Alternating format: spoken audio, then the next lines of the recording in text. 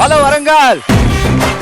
Okay, ఇదే హుషారుతో welcome to Bhamalu Satya Bhamalu, co presented by భగవంతునికి భక్తునికి అనుసంధానమైనది Ambika Darbar Bathi, powered by Rakshan IAS academy.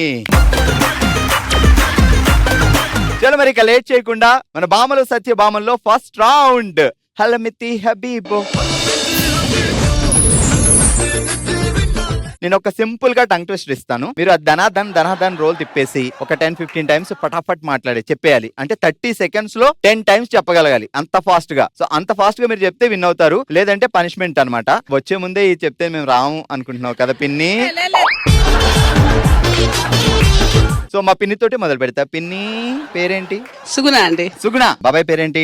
Sriram Reddy. Sriramulu గారు. శ్రీరామ్ ని ముద్దుగా ఏమని పిలుస్తారు మీరు? ఏమండి అని పిలుస్తారు. ఆయన మిమ్మల్ని ఏమని పిలుస్తారు? ఉన్నవానే అంటాడు. ఉన్నవానే అంటాడు. చలో మనం మొదలు పెట్టేద్దాం. కంకర్లో రైలు పట్టాలు, కాళ్ళకి రాళ్ల పట్టీలు. ఇది ఫాస్ట్ గా 30 సెకండ్స్ లో 20 టైమ్స్ దడ్డలాడించాలి. కంకర్లో రైలు పట్టాలు, కాళ్ళకి గజ్జెల గజ్జెల. కంకర్లో రైలు పట్టాలు, కాళ్ళకి రాళ్ల పట్టీలు. కంకర్లో రైలు పట్టాలు, కాళ్ళకి రాళ్ల పట్టీలు. కంకర్లో రైలు పట్టాలు, కాళ్ళకి రాళ్ల పట్టీలు. సూపర్. పేరేంటి? స్వప్న. ఉట్టిలో మజ్జిగ పులుసు, తట్టలో పూసల గొలుసు. ఉట్టిలో మజ్జిగ పులుసు, తట్టలో పూసల గొలుసు. అలా చెప్పేస్తే ఎలాగా? ఉట్టిలో మజ్జిగ పులుసు, తట్టలో పూసల గొలుసు. అబ్బాయా అబ్బాయా. ఉట్టిలో మజ్జిగ పులుసు, తట్టలో పూసల గొలుసు. అబ్బయ్యా అబ్బయ్యా. నేను ఎంతో ఉంపి తిరిగాను, దానికి డబల్ తిరగాలి. వంగట్లే. ఓన్లీ 10 సార్లు అబ్బయ్యా అనండి చాలు. అబ్బయ్యా. మళ్ళీ అబ్బయ్యా. ఇదేంటిది అబ్బయ్యా? సూపర్. సరే, ఇప్పుడు మనం ఏం చేద్దాం అంటే డాన్స్ వేస్తూ చేద్దాం. కంకర్లో రైలు పట్టాలు, కంకర్లో రైలు పట్టాలు, కాళ్ళకి రాళ్ళ పట్టీలు. గాజులా? కంకర్లో రైలు కంకర్లో రైలు పట్టాలు, కాళ్ళకి రాళ్ల పట్టీలు. కంకర్లో రైలు పట్టాలు, కాళ్ళకి రాళ్ల పట్టీలు. కాళ్ళకి రాళ్ల పట్టీలు. సూపర్ అమ్మా. ఏం పేరు అన్నావు? పద్దు కదా. బావగారి పేరేంటి? అర్జున్. ఉట్టిలో మజ్జిగ పులుసు, తట్టలో పూసల గొలుసు. ఉట్టిలో మజ్జిగ పులుసు, తట్టలో పూసల గొలుసు. మళ్ళీ ఉట్టిలో మజ్జిగ పులుసు, తట్టలో పూసల గొలుసు. ఉట్టిలో మజ్జిగ పులుసు, తట్టలో మధ్యలో మళ్ళీ అది మధ్యలో మళ్ళీ రావాలా? మరి రావద్దా? ఉట్టిలో మజ్జిగ పులుసు, తట్టలో పూసల గొలుసు. మళ్ళీ ఓకే నాట్ ఓకే.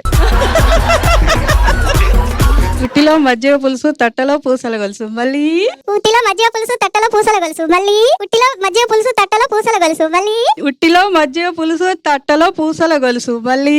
సూపర్. ఏం పేరండి? హరిత అండి. హరిత. బావగారి పేరేంటి? వీరేశలింగం. కంకర్లో రైలు పట్టాలు, కాళ్ళకి రాళ్ల పట్టీలు. కంకర్లో రైలు పట్టాలు, కాళ్ళకి రాళ్ల పట్టీలు. కంకర్లో రైలు పట్టాలు, కాళ్ళకి రాళ్ల పట్టీలు. కంకర్లో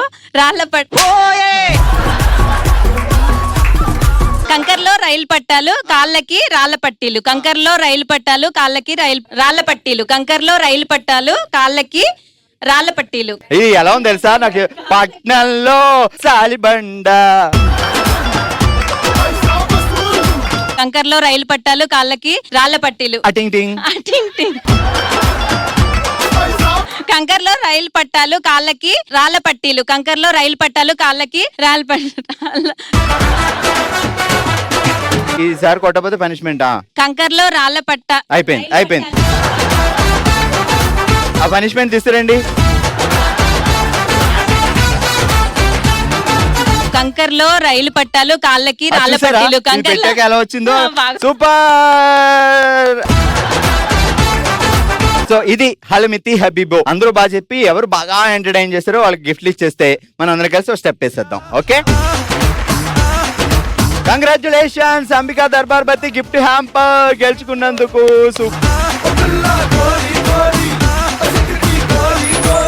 ప్రతి ఒక్కరి లైఫ్ లో ఎన్నో సంఘటనలు ఉంటాయి. ప్రతి ఒక్కరి జీవితం ఒక పుస్తకం అనుకుంటే ఆ పుస్తకంలో పేజీల్లో ఆనందాలు ఉంటాయి, దుఃఖాలు ఉంటాయి, సంతోషాలు ఉంటాయి, ఇంకా ఎన్నో కష్టాలు కూడా ఉంటాయి. సో కానీ అవన్నీ మన ఫ్యామిలీ, మన తోబుట్టువులు వచ్చినప్పుడే వాటి గురించి మాట్లాడుకోవాలి అనిపిస్తూ ఉంటుంది. సో అలా మీ మనసులో ఆ బాధని బయటికి తీసుకొచ్చే రౌండ్ ఆమె డైరీలో కొన్ని పేజీలు. ఇప్పుడు తన మనసులో మాటని మనతో షేర్ చేసుకోవడానికి మన ముందుకు వస్తున్నారు లత గారు. లత గారు, లత గారు ఎలా ఉన్నారు? బాగున్నా. సో ఏం జరిగింది? నేను లవ్ మ్యారేజ్ చేసుకున్నా, ఇంట్లో వాళ్ళకి ఇష్టం లేకుండా. బట్ ఇప్పుడు అందరూ యాక్సెప్ట్ చేశారు. కానీ ఎవరిదైనా ఎంగేజ్మెంట్స్ చూసినా, పెళ్ళిళ్ళు చూసినా పక్కన పేరెంట్స్ వాళ్ళతో ఉంటారు. సో నేను అది వదిలేసి నాకు నచ్చినట్టు ఏందో వెళ్ళిపోయి చేసుకున్నా. ఆ ఏజ్లో నేను చేసుకున్న పర్సన్ చాలా మంచోడు, చాలా సపోర్టివ్. కానీ ఇక్కడ నేనేమంటున్నా అంటే వెయిట్ చేయండి, వెళ్ళి చేసుకోకండి. పేరెంట్స్ అర్థం చేసుకోవడానికి టైం పట్టుద్ది. ఎందుకంటే నేను ఒక తల్లి అయినాక నాకు తల్లి వాళ్ళు తెలిసొచ్చింది. ఒప్పుకుంటలేరు కదా అని వెళ్ళిపోయి చేసుకుంటే తర్వాత మమ్మీ వాళ్ళకి ఎన్ని ప్రాబ్లమ్స్ అంటే, మీ పిల్ల వెళ్ళిపోయి చేసుకుందంట కదా,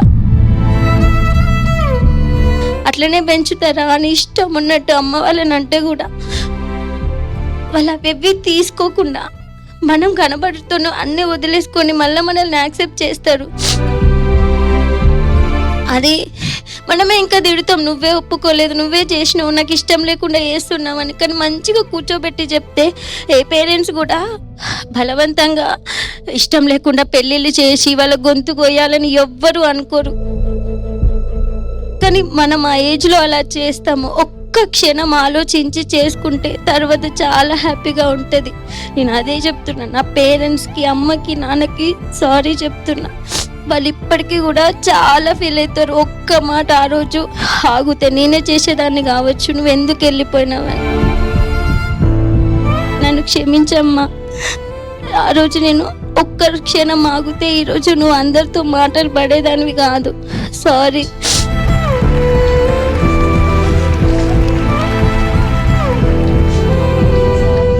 ఇప్పుడు అమ్మ నాన్న ఇంటికి వెళ్తున్నారా మీరు? మా డాడీ కూడా వచ్చారు ఇప్పుడు. అవునా? సో ఇప్పుడు బావగారు, నువ్వు, అమ్మ నాన్న దగ్గరికి వెళ్తున్నారు, అందరూ బాగున్నారు. ఇప్పుడు ఒక్క మాట ఏంటి అంటే, సో లత చెప్పినట్టు మీరు ప్రేమించిన పెద్దల్ని ఒప్పించి పెళ్లి చేసుకొని ఒక మంచి లైఫ్ ని ఏర్పాటు చేసుకోండి. అంతేనా నాన్న? Okay, super. సరే, ఎనీవే ఇప్పుడు వచ్చావు. ఒకవేళ అప్పుడు నువ్వు గ్రాండ్ గా పెళ్లి చేసుకుని నన్ను పిలిచుంటే ఒక అన్నగా నీకు డెఫినెట్ గా గిఫ్ట్ ఇచ్చేవాడిని. కాబట్టి సో ఆ గిఫ్ట్ ఇప్పుడు ఇచ్చేయాలి నీకు, అంతేనా? నువ్వు ఇక్కడే ఉండు. థ్యాంక్ యూ సో మచ్ అన్న.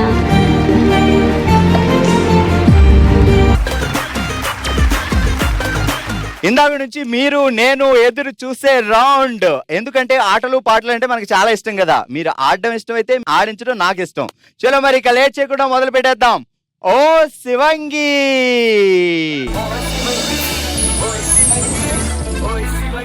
ఏం పేరు? స్నేహం. ఒకసారి ఎక్స్ప్లెయిన్ చేస్తా. ఏంటంటే ఇగో ఇక్కడ వ్యాజ్లిన్ ఉంది. సో ఇలా వెళ్ళి దాన్ని ఇలా ముక్కుకి టచ్ చేసుకోవాలి. టచ్ చేసిన తర్వాత ఆ వ్యాజ్లిన్ తో దీన్ని ఒక దాన్ని టచ్ చేయాలి.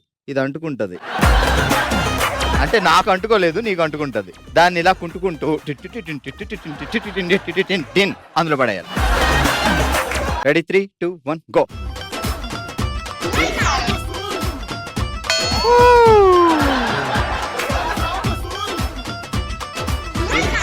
అది అది ఆహా, సూపర్.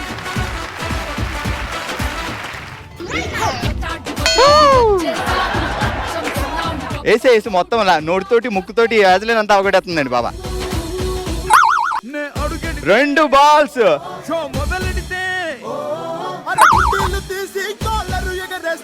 5, 4, 3, 2, 1.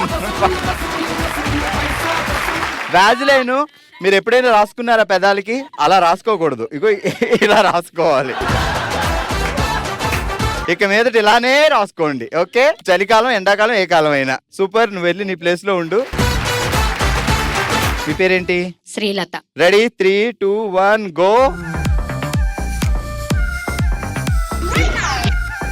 కుంటాలి కుంటాలి. అదేం కుంటడం అమ్మా? ఇదిగో ఇలాగా కాలు పైకెట్టు,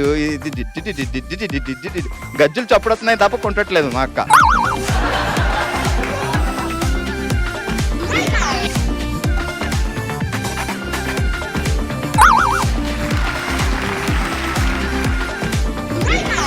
ఓయమ్మ బలి అంటుకుందే. 3 10 9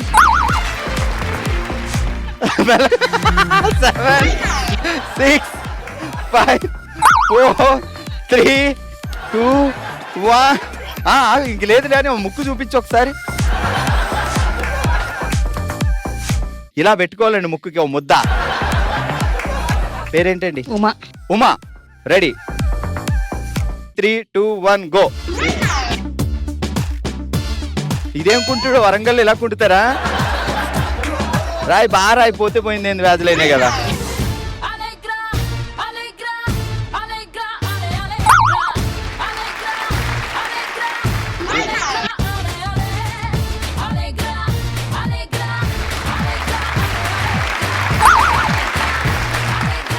ఇక వెటకు ఉంది, ముక్కికి మూతికి మొత్తం ఉంది. అది మొక్కు ఉంటామ్మా. 3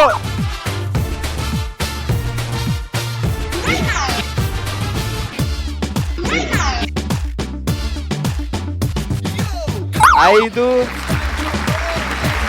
4 3 2 కొంటట్లేదు, 1.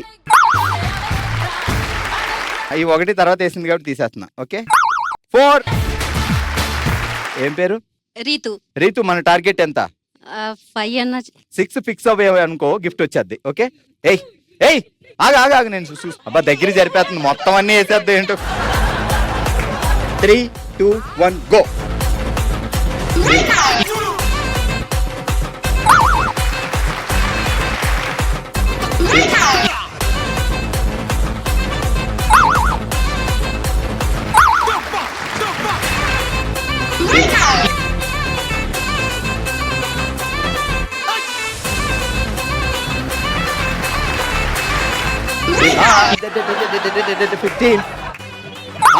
అది ఓకేలే. చేయి పెట్టకూడదు అది.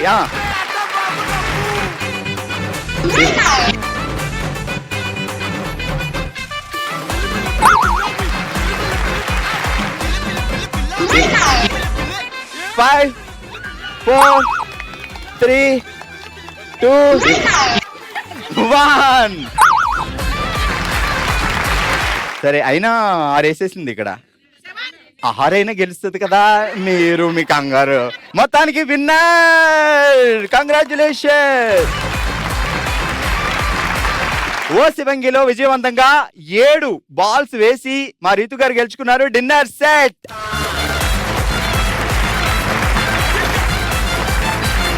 శ్రీలత గారు కంగ్రాచులేషన్స్. అంబికా దర్బార్ వారి గిఫ్ట్ హ్యాంపర్.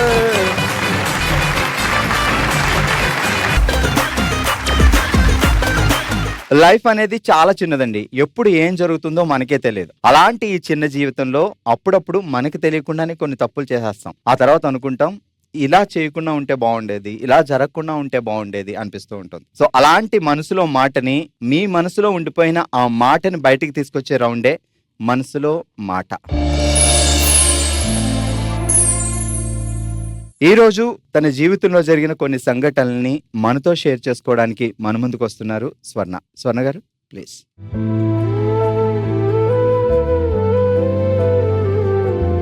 ఏమైంది అసలు? ఎందుకు బాధపడుతున్నారు? నా పేరు సన్నలత. మా డాడీకి హెల్త్ బాగాలేకపోవడం వల్ల నాకు 18 yearsకే మ్యారేజ్ చేశారు. తర్వాత నాకు ఫస్ట్ బాబు చనిపోయారు. తర్వాత ఇద్దరు. ఒక 12 years నేను మా వారితోనే ఉన్నాను. ఫస్ట్ 2 years చాలా బాగా చూసుకున్నారు. మిగతా 10 years అన్ని కష్టాలే నాకు. అత్తయ్య వాళ్ళ ఇంట్లో అన్ని కష్టాలు పడుతూ అత్తయ్య వాళ్ళ ఇంట్లో ఉండడానికి కారణం నా 2 పిల్లలు. హెల్త్ బాగున్నప్పుడు ఎన్ని కష్టాలైనా భరించుకుంటూ వాళ్ళతో ఉన్నా నేను. ఆ 12 years తర్వాత నాకు క్యాన్సర్ కన్ఫర్మ్ అయింది. క్యాన్సర్ కన్ఫర్మ్ అవ్వగానే మా వారు వేరే మ్యారేజ్ చేసుకొని బ్యాంకాక్ వెళ్ళిపోయారు. 4th stage. డాక్టర్స్ వచ్చేసి 45 to 55 lakhs అవుతుంది అన్నారు. మా మమ్మీ వాళ్ళకున్న ఒకే ఒక ఇల్లు అమ్మేశారు. మా మామయ్య వాళ్ళు వీలైనంత వరకు ఖర్చు పెట్టారు.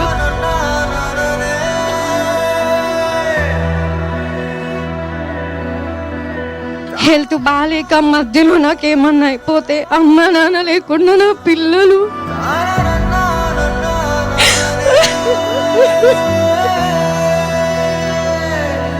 3 years 2 years బాగున్నప్పుడు మేము బాగానే ఉన్నాం. మా ఆడపడుచు వచ్చిన తర్వాతనే మాకు అన్ని గొడవలు. ఒక ఆడపిల్లకి కన్న తండ్రి, చేసుకున్న భర్త, ఇద్దరిలో ఏ ఒక్కరు కరెక్ట్ ఉన్నా ఆ అమ్మాయి ఎంత కష్టం వచ్చినా ఎదుర్కొని నిలబడుతుంది. కానీ నాకు నాన్న సపోర్ట్ లేదు, భర్త సపోర్ట్ లేదు. నా పిల్లలకి నాన్న లేడు.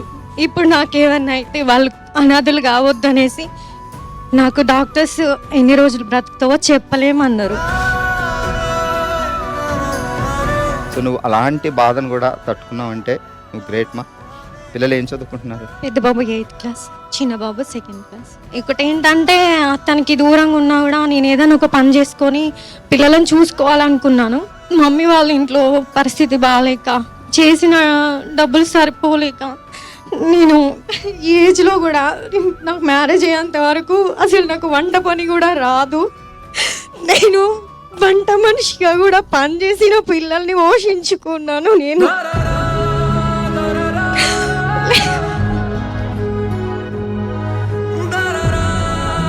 అత్తయ్య వాళ్ళు లేని వాళ్ళు ఏం కాదు, కనీసం పిల్లలకి వాళ్ళు ఏదైనా సాయం చేయాలనేసి. ఎందుకంటే స్టేషన్ల ద్వారా, పెద్ద మనుషుల ద్వారా నాకు ఎలాంటి న్యాయం జరగలేదు. నా హెల్త్కి ₹1 కూడా పెట్టకుండా పర్లేదు. కనీసం పిల్లల చదువులకి, వాళ్ళకి చిన్న బాబుకి అసలు హెల్త్ బాగుండదు. ఒకవేళ నాకు ఏమన్నా అయిపోతే పిల్లల పరిస్థితి ఏంటి? ఇండ్లు ఉన్నాయి, డబ్బు ఉన్నది, బంగారం ఉంది, కార్లు ఉన్నాయి. ఉన్నన్ని రోజులు నా పిల్లలు అలాగే తిరిగా. నాకు ఇలా అవ్వగానే నన్ను ఇలా వేయడం కరెక్ట్ కాదు కదా.